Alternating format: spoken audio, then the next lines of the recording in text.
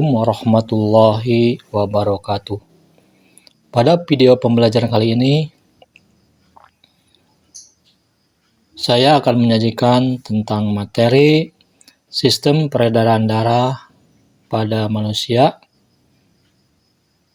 Satuan Pendidikan SMA, mata pelajaran biologi, kelas 11, program IPA.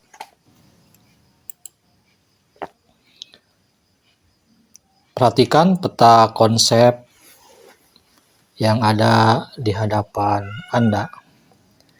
Sistem peredaran darah manusia terbagi menjadi beberapa bagian untuk dipelajari. Pertama, pembahasan mengenai darah. Kedua, alat peredaran darah. Dan ketiga, kelainan dan penyakit pada sistem peredaran darah. Kemudian pada bagian darah akan dipelajari mengenai komponen darah dan golongan darah. Kemudian pada alat peredaran darah akan dipelajari mengenai jantung dan pembuluh darah. Sistem peredaran darah manusia. Darah merupakan suspensi berwarna merah yang terdapat dalam pembuluh darah. Warna merah ini dapat berubah-ubah. Kadang-kadang berwarna merah tua dan kadang-kadang berwarna merah muda, tergantung pada kadar oksigen karbon dioksida yang terkandung di dalamnya. Dalam tubuh manusia mengalir sekitar 6 liter darah. Darah manusia terdiri komponen yaitu sel-sel darah dan plasma darah atau cairan darah. Komponen plasma darah beserta strukturnya terdiri dari 55% dari darah, kemudian terdiri dari air sebanyak 90-92%, zat-zat terlarut seperti protein, garam, mineral, bahan organik, sisa metabolik, hormon, dan gas itu sekitar 7-8%. Strukturnya cairan berwarna kuning pucat. Berikutnya komponen sel-sel darah beserta strukturnya terdiri dari 45% dari keseluruhan darah. Terdiri dari eritrosit atau sel darah merah sekitar 4-6 juta per milimeter kubik darah. Leukosit atau sel darah putih terdiri dari 4,5 sampai 10.000 per milimeter kubik darah. Dan trombosit atau keping darah terdiri dari 150 sampai 300.000 per milimeter kubik darah.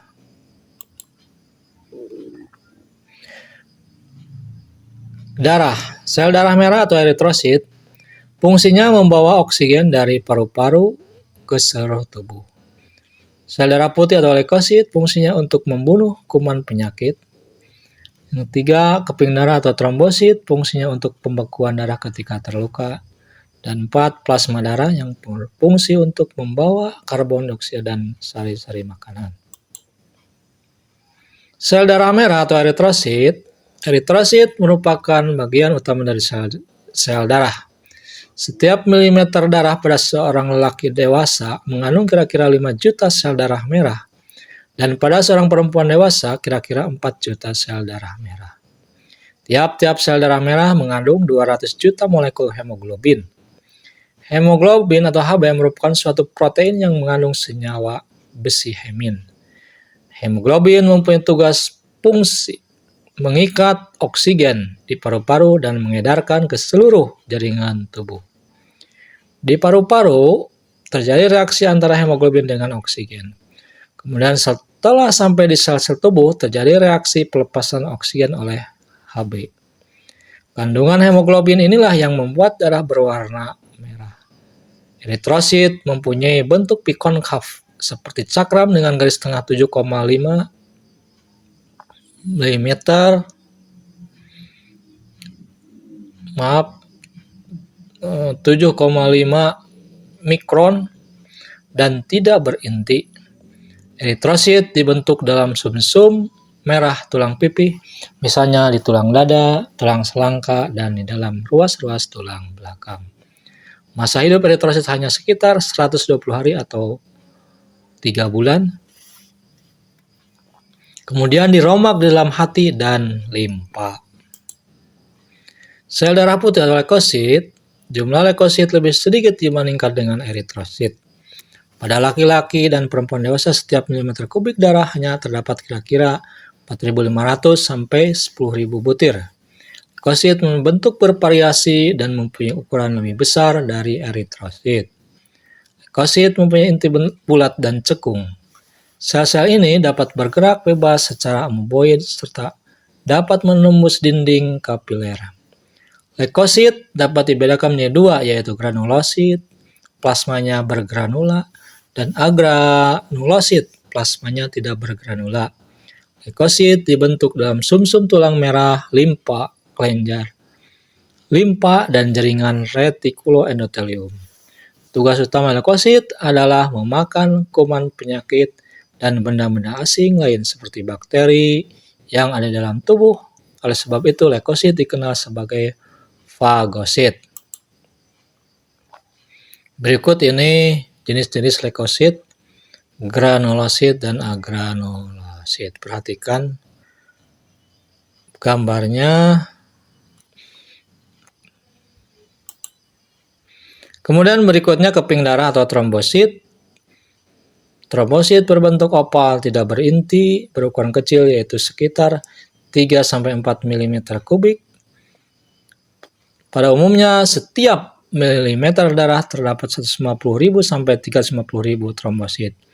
Trombosit dibentuk dalam sumsum tulang dan mempunyai umur lebih kurang 10 hari. Trombosit mudah pecah dan akan mengeluarkan enzim trombosit atau tromboplastin. Enzim ini berperan dalam proses pembekuan darah. Jika terjadi luka, darah keluar sehingga darah berhubungan dengan udara. Trombosit yang keluar bersama darah akan pecah karena bergesekan dengan luka dan mengeluarkan trombokinase atau tromboplastin. Dengan bantuan ion kalsium, tromboplastin mengubah protrombin dalam darah menjadi trombin. Trombin akan mengubah fibrinogen dan yang ada dalam darah menjadi benang-benang fibrin, yaitu berupa benang-benang halus yang menutup luka sehingga darah tidak keluar lagi. Kemudian yang terakhir, plasma darah.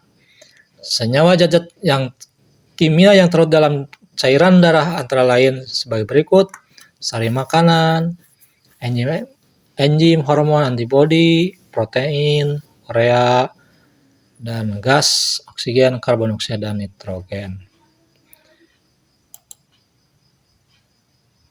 Kemudian bagian plasma darah yang berfungsi penting adalah serum. Serum merupakan plasma darah yang dikeluarkan atau dipisahkan fibrinogennya dengan cara memutar darah dalam sentrifug. Serum tampak sangat jernih dan mengandung zat antibodi.